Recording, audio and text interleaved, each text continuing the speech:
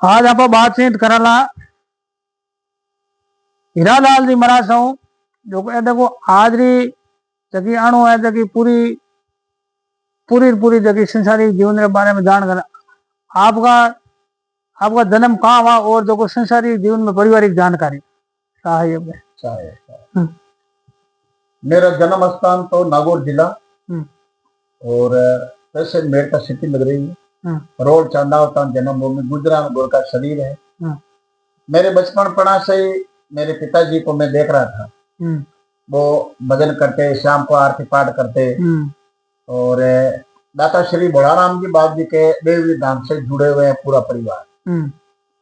सत्संग में आते जाते रहते सभी लोग। तो धीरे धीरे मेरा जीवन मेरे गांव में मेरे जन्मभूमि में एक महात्मा जी रहते थे, नाथ जी महाराज, उसका नाम था रूपनाथ जी महाराज। अच्छा भजन वजन गाते। उनका भी छापला गांव में उसका जन्मस्थान और महाराज जी वहां के थे। वो राजपूतों का घर का शरीर था, लेकिन मैं उनके सत्संग करता रहा। उनके सत्संग से मेरा जीवन धीरे धीरे बदल गया। फिर मैं भजन सम्राट अपने तपस्वी संत भजनीक पुरुष है मुझे पांचाराम जी बाबू जी के सत्संग की। उनके सत्संग करने से फिर जीवन में कुछ बदलाव हो गया। फिर हमारे सोयला ग्राम जो अपन जोधपुर जिला में पढ़ते हैं, वहां स्वामी माधुदास जी महाराज, इसी बनाड़ में मुझे पहली बार उनका दर्शन हुआ।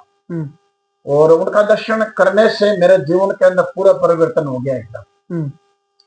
इतने संतों के दर्शन करने से ऐसे रामदास जी महाराज की वाणी भी कहती है कि दर्शन किया ताप तीनों नासे, सन्मुख पाप नसाता, ऐसा संत है सकल सुख दाता।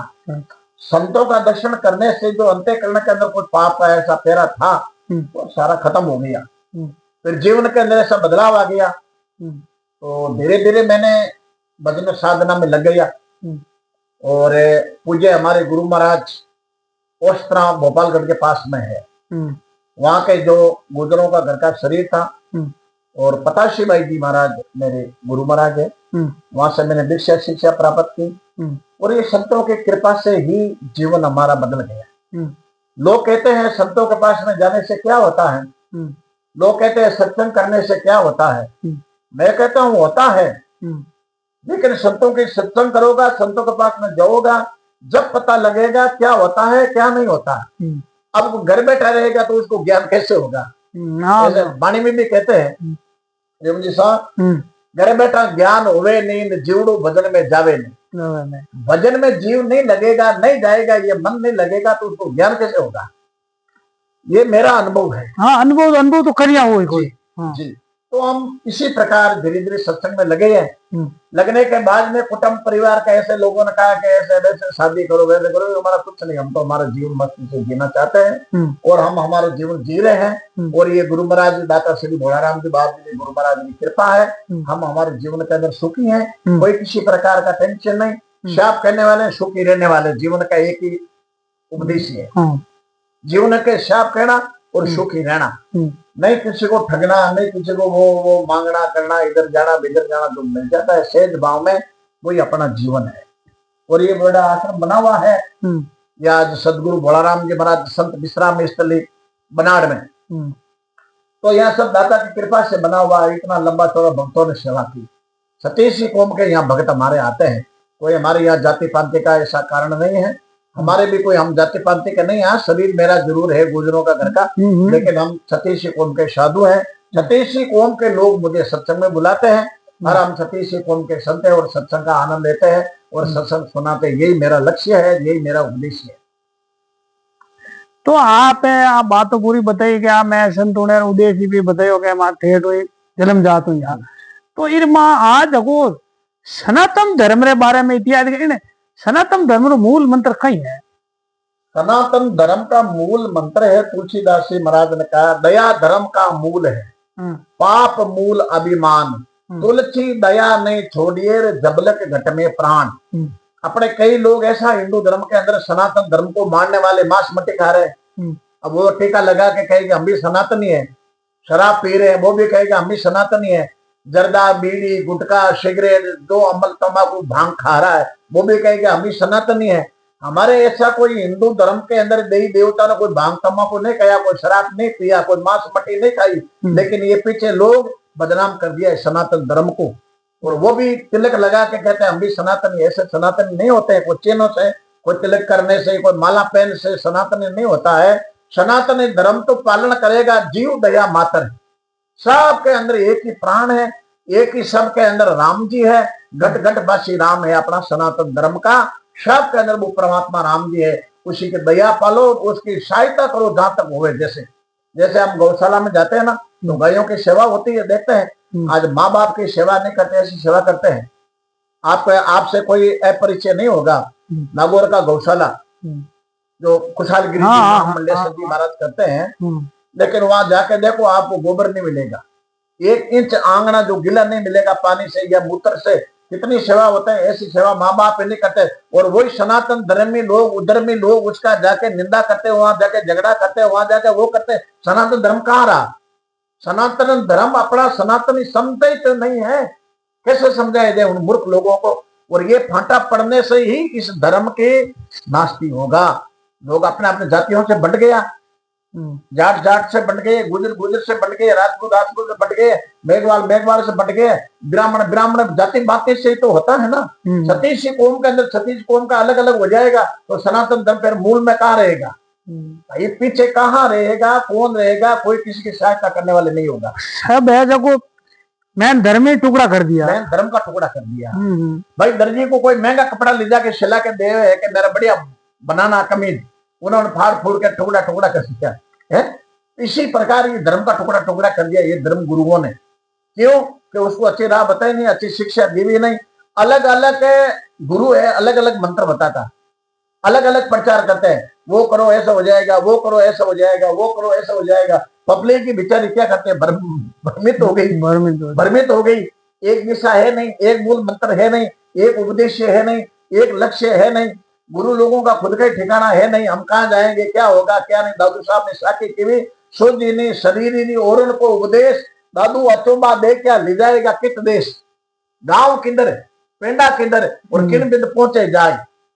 वस्तु कहाँ, ढूंढे कहाँ, और किन बिंद आवे हाथ। जो वस्तु चाहिए तो बिंदु लीजिए साथ।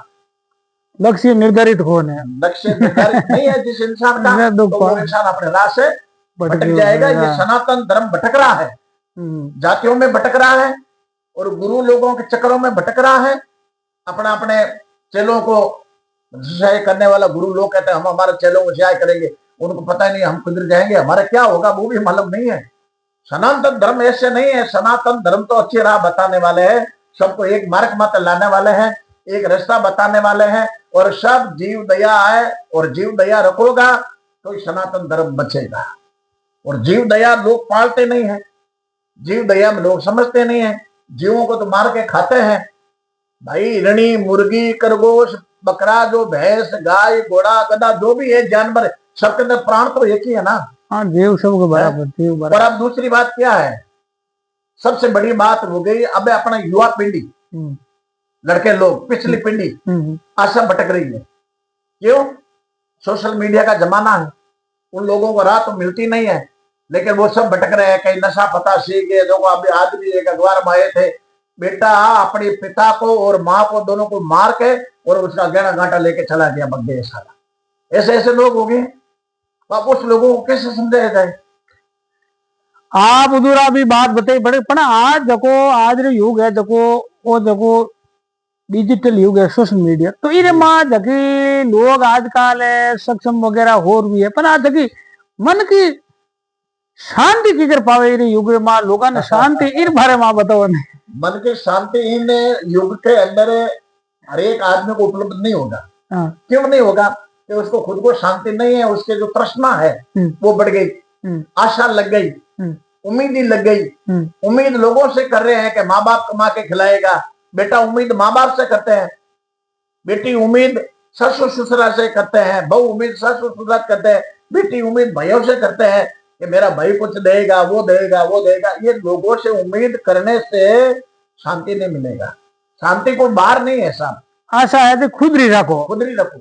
कबीर साहब ने कहा, कर बाया बल अपना छोड़ बिरण की आस, जिनके आंगन नदी बेवे सो क्यों मरे प्यास। खुद बलबूता पर काम करूं, दूसरे के निर्धारित मत देऊ, दूसरे के ऊपर आशा मत करो। हाँ, भगवान सबका देने वाला है, पर परिश्रम तो अपने करेंगे तो होगा ना। परिश्रम तो अपने करते ही नहीं है, आस लोगों पर करते हैं, तो कैसे काम चलेगा। भगवान की आस करके बैठे, भगवान मुझे इधर दे देना, इतना दे देना। भगवान खुद कहते हैं आप परिश्रम करो, आपको मिलेगा। परिश्रम नहीं करते आजकल के लोग। देखो, नशा की प्रवृत्ति हो गई लोगों के अंदर, शांति कहाँ मिलेगा। घर के अंदर शाम को आएगा तो उसकी पत्नी कहेगा कितने लेके आए, वो कहे आ दो, तुम्हें पी ना आई दो। भाई 500 रुपया कमाए तो 200 रुपया खर्च करना है, 300 रुपया घर लाए देवे, कैसे काम चलेगा। ये लोगों के अंदर नशा की प्रवृत्ति ज्यादा होने से कोई कहीं शांति नहीं है घरों के अंदर। अब हम सन्यासी है, हम लोगों को पूछा जाए महाराज आपको, हम तो भाई आनंद है, हमारी शांति हमारे पास में है, और हमारे पास में कोई आओ बैठो भजन करो साधना करो, हम सिखाते हैं आपको, शांति का संदेश देते हैं, कैसे शांति मिलेगा आपको। अब कौन आता है, कौन बैठने के समय, किसको ज्ञान चाहिए, ग्रहण करने वाला नहीं है। बस यही तो बात है। बर्तन जो वस्तु बीजे जमे अणसो नहीं आवे। अब बर्तन है नहीं, अब उसमें डाले वस्तु तो डाले किसमें। वो गोरखनाथ जी महाराज ने कहा ऊपर भरे नीचे भरे, जरा गोरख कहीं करे।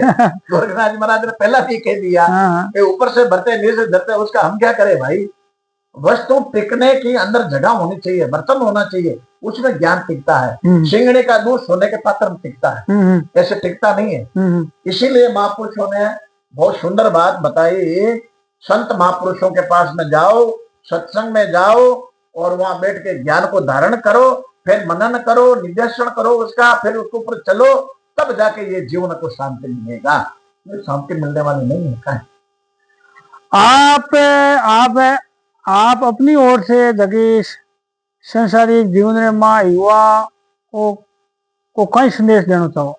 मैं युवा साथियों में ये संदेश देना चाहता हूँ, हाथ जोड़ के मेरा नम्र निवेदन है सभी को कि आप ऐसे लोगों के पास में बैठो जहां अपना अच्छी शिक्षा मिले, और अब उम्र से बड़े हुए उनके पास में। नशा पता करने वाले के पास में जाके मत बैठो, चाहे पिताजी क्यों नहीं हो, वहां बैठेंगे तो धीरे धीरे नशा सीख जाएगा। और अच्छे सज्जनों के पास में बैठो। देखो, ये मैं एक छोटी सी बात करना चाहता हूँ युवा साथियों को। एक छोटी सी मक्खी होती है, मल मूत्र पर बैठ जाती है, फिर अच्छे पकवान पर बैठ जाती है, लेकिन सोना को चेड़े में जाके बैठ गई, सोना तोड़ने वाले तो मक्खी का मोल हो जाता है। होता है कि नहीं होता? बिल्कुल। उस मक्खी का मोल हो जाएगा, कोई सोने के चेड़े में बैठ गई, वजन हो गया उसका। तो ऐसी जगह पर जाके बैठो जहां इंसान का कुछ मूल्य होना चाहिए। लोपर के पास में जाके बैठेंगे, जीवन लोपर हो जाएगा। अच्छे सज्जनों के पास में बैठेंगे, अच्छी शिक्षा लेंगे। अच्छे संतों के पास में जाओ, अच्छे सज्जनों के पास में जाओ, ज्ञान धारण करो, अच्छी बातों को धारण करो, नशा पता से दूर रहो। लेकिन ये तो जीवन का है मेन मुख्य उद्देश्य। आदमी नशा पता के अंदर चला गया तो वो जिंदगी बेकार होगी, फिर छूटने वाले नहीं है। मैं कई लोगों को देखा हूं और देख रहा हूं अभी भी, लेकिन कई ऐसे लोग हैं जिसको पता भी नहीं है जीवन हमारा क्या है, जीवन क्या है, जीवन को हम समझ भी नहीं पाते हैं। मैं आम आदमी को पूछना चाहता हूं कि आप जीवन क्यों जी रहे हो, तो वो आदमी क्या कहेगा, पता ही नहीं। जीवन है क्या पता ही नहीं लोगों को। बिन बारे में कभी मूल्यांकन करियो ही। हाँ, कि उसको मालूम ही नहीं है। ऐसा गुरु मिला नहीं, ऐसे सत्संग मिले नहीं, ऐसा संत मिले नहीं, उठ बैठ ऐसे इंसानों के अंदर है नहीं ताकि उसका ज्ञान हो जाए। इसीलिए जी। तो देखो हीरालाल जी सुंदर ने बहुत बढ़िया बात बताई है। नशा पक्तियों नशा में आजकल युवा दिनों दिन डूब गया, दूर रहना चाहिए। और देखो मंदिर जगह शांति रो असली मूल मंत्र बतायो है कि देखो आप रो जगो है कि कोई भी हो जो स्वयं लंबी खुद रजिस्टर मत काम करो, दूसरा अधीन मत रहो। तो आप जगह यूट्यूब चैनल गांव ढाणी चैनल माते आप अपनो जगो कीमती समय निकाल और जगह पूरी जानकारी विस्तार बताई। इन वास्ते आप री बहुत बहुत धन्यवाद। आप भी हमारा आश्रम पधारिया हो। आगे एक वीडियो मारो और ऊपर लेगा और आज समय पर और पधारेगा और पधारता रहियो। और ये तो धर्म का प्रचार है, सत्संग का प्रचार है, ज्ञान का प्रचार है। और कोई इंसान सुन के इसका जीवन सुधरे तो अपना यही मूल्य है जीवन। साहेब